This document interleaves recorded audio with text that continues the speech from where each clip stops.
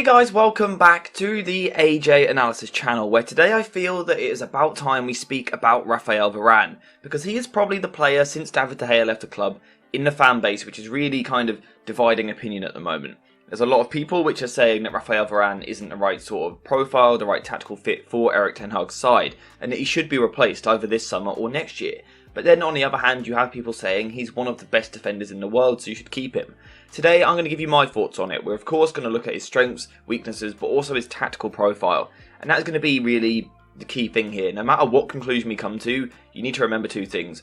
One, Raphael Varane is a world-class player. He genuinely is one of the best centre-backs in the world, and he has been over the past few seasons. However, you need to look at tactical fit. So this isn't an assessment of his quality, it is an assessment of how well he fits into what Erik ten Hag wants. So I just quickly wanted to take a break away from the main camera to talk to you guys about today's video sponsor, the Football Shirt Club. And the reason I want to talk about them is because today they have sent me this beautiful mystery box for me to try out for myself. You can see this lovely purple packaging, really good quality. So today we're going to open it up and we're going to see what we get inside. So we've turned the camera, let's see what we are going to get inside. If you want to check them out, the link will be in the description down below to get one for yourself. But drum roll please, let's have a look at what we're going to get. Oh, it's very nice indeed. I'm seeing a PSV badge straight away, but also a couple of bonus gifts. We have a little information card. You guys can pause it if you want to read through that. I'll be reading through it later. We've also got some playing cards. Marcus Rashford feels very fitting for the channel.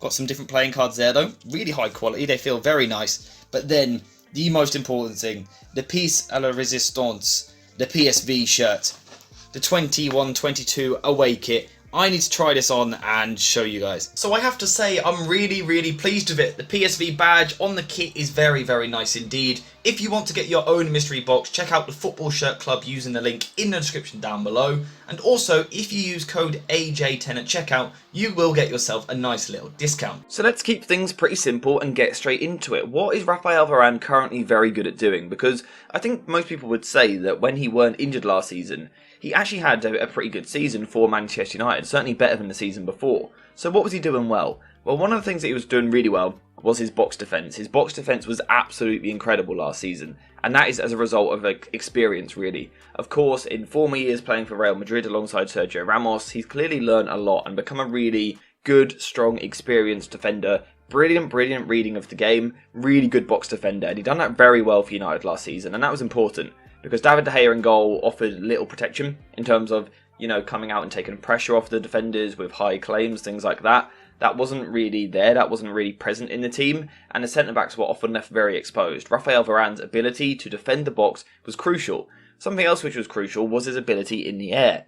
And his ability in the air last season was really good, really good. And it was actually something which going into the season I had questioned a little bit, which shows, you know, we can all be wrong about things. I was worried he may not be strong enough in the air because he has had seasons where he has struggled from an aerial point of view. However, that wasn't the case last season, and again that kind of helped him with his box defence because he was really good at heading balls away.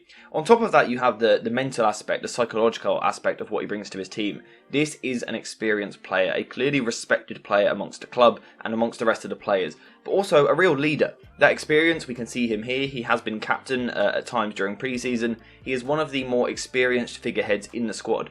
That experience and leadership ability is something else which this United team needs. There are a few young players in around this squad, players like Garnacho, Kobe Mainu. There are young players in this team. Having the experience of the back of someone like Raphael Varane is genuinely huge. On top of this, he's also developed a really good understanding and a really good balance with his centre-back partner, Lisandro Martinez. The one being left-footed, one being right-footed, one being shorter, one being taller, one being aggressive in the tackle whilst the other one covers. It's genuinely worked pretty well last season, and with Onana coming into the team in goal, there is the potential for that kind of bond to improve even further at the back. So those are the positives of Raphael Varane and what he brings to the team at the moment. Leadership, experience, a good understanding, a good pairing with Lisandro Martinez, good box defence and really good aerial ability, which we saw last season. However, there are areas in which Raphael Varane isn't quite as good as he was before, and the big concern for me is actually from a physical point of view. He seems to have physically deteriorated. And I think the reason for that is because of so many injuries. These are all his injuries since joining Manchester United. We can see he's missed there, if we count it, 7, 14, 15, 18, 19, 20, 29, 32 games since joining Manchester United. And it has taken a toll on the pitch, on his physical performance, because this used to be a centre-back who was really very quick, really very good at covering the ground and being that cover defender which sweeps up behind the defence. He doesn't have that anymore. He's not suddenly slow, he's no slouch all of a sudden, he's no, bus trying to cover these areas, but he's just not as quick as what he was before, and that has harmed his physical performance. And obviously, just the injuries in general would be a concern, because of course you want a centre-back which can play a lot of games. It doesn't matter how good they are. If they can't play football, they're not really much use. However, despite that, I still think Raphael is the best out-and-out defender at Manchester United currently. He is a really good box defender. His experience, all those other traits we spoke about, he is genuinely still very good from a defensive point of view. However, I think the point that more people are trying to make is about his ability on the ball. Is he good enough there? And that is where my concerns lie as well.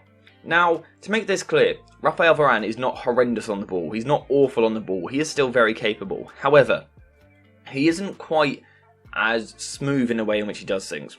If you look at the Sandro Martinez receiver ball, he's very confident and very comfortable doing it. Raphael Varane is a little bit more clunky. Now, I'm not just saying, oh, it isn't aesthetic, so I don't like it. It's genuinely not very effective and it's not very efficient. He isn't good at manoeuvring the ball out of his feet into a position which he wants. This therefore means that he is then used as a pressing trigger. Teams go after him. And then once he's put under this pressure, his ability gets worse. He makes bad decisions on the ball. Again, he doesn't sort his feet out particularly well. And he isn't great at playing the ball out from the back. He's also not press resistant. He doesn't have that ability to kind of beat players in this area like someone like Sandro Martinez does. And also, his passing isn't that great. Now again, it's not catastrophic. It's not the end of the world. It's not horrific. But if you're comparing it to some of the other United players, it isn't up to scratch. And we can see that in his passing FBref report here, where I don't particularly want to break down these stats individually. But what we're seeing is very few green bars there, which would be a concern. Because United want to have the best of the best in every position. That's what you need if you want to win the Premier League, the Champions League, and compete for the biggest trophies. You need the best of the best. Raphael Varane, quite clearly, is not that in possession. Now again, it's not horrendous. Pass completion for medium, the 67th percentile. For short, the 39th percentile. For long, the 41st percentile. It's not catastrophic, but it's not near the level what United need. And that would be a concern. Because we know that Erik ten Hag loves players which can play with the ball from the back. He wants a team which can dominate possession, control possession, be very technical and move into different positions. Raphael Varane does not offer that with his close control, his first touch, but also his passing ability, and it is genuinely a big concern. People are also saying something a little bit similar about his dribbling ability as well. For example, when your team has sustained possession, a bit closer to the halfway line, perhaps in the second phase like this, can you carry the ball forward? This is where I personally have less concern around Raphael Varane. A lot of people again will point to the fact that he isn't the most aesthetic, he's a bit gangly in the way that he does it. But in my opinion, it's pretty effective. Again, it's not of the elite level, and perhaps not the level that United need in the long term. But I don't think it is too bad, and it is kind of backed up in his FBref report to an extent. These aren't horrible numbers. Take-ons attempted, the 68th percentile, successful take-ons to the 72nd percentile. Total carrying distance, the 78th percentile, progressive carries to 75th percentile. So, it isn't as bad as what people make out. He is a pretty decent ball carrier, and I do quite like it when he strides forward with the ball. The problem more for me is not actually his ball carrying and ability to step forward, it's more the passing decision he makes after that. At times his pass can be a bit slack behind the player, and it kind of takes some of the momentum out of the attack. You're trying to build up a head of steam, really put pressure on the defence. A pass just 1 yard further back than it needs to be can really take the sting out of an attack, and that is something which Raphael Varane does have to his game. Which kind of is bringing me to the point, is Raphael Varane the right player for Erik ten Hag moving forward? I'm not convinced he is. However, at the same time, I think there are things that Erik ten Hag can do to kind of mask it. We know that Manchester United have a lot of areas to address this summer. They've already addressed the goalkeeper position, part of the midfield problem. It looks like they still want a striker and will spend big there, and then also maybe a backup midfielder.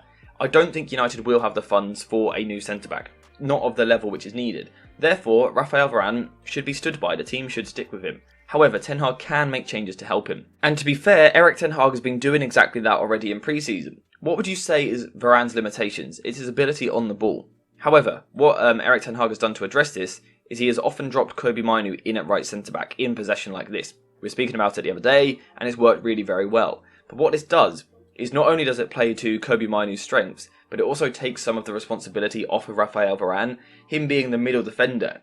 It kind of means there isn't as much responsibility for him to progress the ball, so Sandro Martinez and Kobbie Mainoo can do it instead. And I think this might be a plan which Erik ten Hag uses moving forward. I don't think we will see many situations this season where Raphael Varane is playing this sort of position. I think he will often be the middle centre-back in a back three, which will be interesting, but I think it should work in masking a lot of his errors. But in terms of if we're long-term planning for the future, I think it is something which needs to be addressed, because I don't think he is the right profile of what Erik ten Hag wants. Yes, he has improved in his ability in the air and was very good last season, but I would still argue he's maybe not quite as commanding as what Erik ten Hag wants, although perhaps we'll see more this season. But it's more about on the ball. It's that fluidity when you receive the ball. It's the technique you use when you receive the ball. Are you comfortable under pressure? Can you receive the ball and play out from the back? Raphael Varane can do it, but only just about. And if we look at the technical quality of some of the other players in these defensive areas, Luke Shaw, Lissandro Martinez and also Onana, it's clear that Raphael Varane will be used as a pressing trigger this season. That is very, very clear. Teams will look at him as a weakness and an area to try and exploit. Erik ten Hag is going to have to try and mask that as much as possible over the next 12 months before, I would imagine, probably replacing him. I'm interested to hear your thoughts on this one though in the comments down below. From what I've seen on Twitter, it seems pretty split. To kind of give my final conclusion, Raphael Varane is a world-class defender. He is excellent from a defensive point of view. On the ball, he isn't quite the technical and tactical fit. Still a very good player, just not quite right for what Erik ten Hag wants. And that is the problem that he is going to have. However, I don't think this is something which urgently needs to be addressed. I wouldn't be addressing this summer unless United have a lot of spare money to go get someone. If they don't have that, Raphael Varane is more than good enough to play for another season at Manchester United, but I would imagine that next season he will most likely be replaced. I think those are my concluding thoughts on Raphael Varane for today. Like I've said already, he's a very good defender, very good player, very good leadership qualities, not quite the right fit. It will do for a season, but then probably address it. That's my opinion, but let me know what you think in the comments down below. Do you think his on-board ability is kind of being underrated, probably the best word for it? Do you think people are looking at his passing and being a little bit harsh on it? Or do you think it is a genuine area of concern? Are you worried about his physical side of the game, the loss of speed, but also the injury concerns? Let me know all of that in the comments down below. But apart from that, thank you guys for watching. I hope you have enjoyed it. And as always, I'll see you in the next one.